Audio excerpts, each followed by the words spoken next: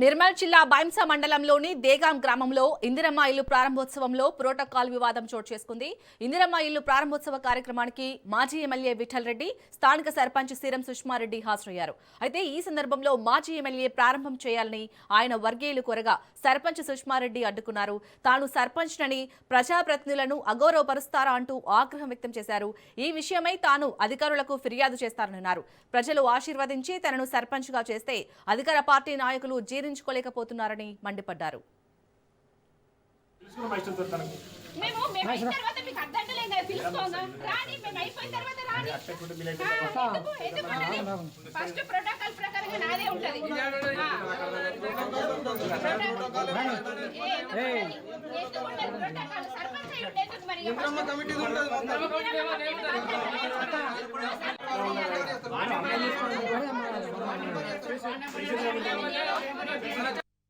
ఒక ఇందిరమ్మ ఇల్లు గృహప్రవేశానికి నన్ను ఆహ్వానించినందుకు నేను దానికి మా వార్డు మెంబర్లు, ఉప సర్పంచ్ అందరికీ ఇన్ఫర్మేషన్ ఇచ్చి వాళ్ళకి తీసుకొని ఆ గృహప్రవేశానికి వెళ్ళడం జరిగింది.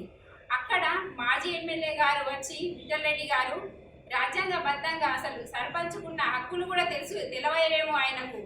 ఎన్నో సంవత్సరాల నుంచి రాజకీయం చేసి ఒక లాజదీవి ఒక మహిళా సర్పంచుకున్న రాజ్యాంగం తెలుసుకొని కూడా ఆమె హక్కులను కూడా తెలియకుండా మాట్లాడడం జరిగింది. వార్డు మెంబర్కు కట్ చేయమన్నాము.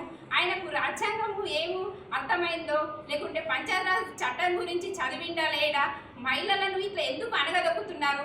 ఈ కాంగ్రెస్ పార్టీ వాళ్ళు మొన్న మహిళా బిల్లు పెట్టడంలో కూడా అక్కడ పార్లమెంట్లో అడ్డుకున్నారు. వాళ్ళు నాకు ఎలక్షన్స్ అంది నన్ను పగబట్టినట్టు చేసి ప్రతి దగ్గర నాకు అడ్డుకుంటున్నారు. ఏ అభివృద్ధి పనిలో కానీ వేరే వాళ్ళతో ఫోన్లు చేసి టార్చర్లు చేయడము, నాకు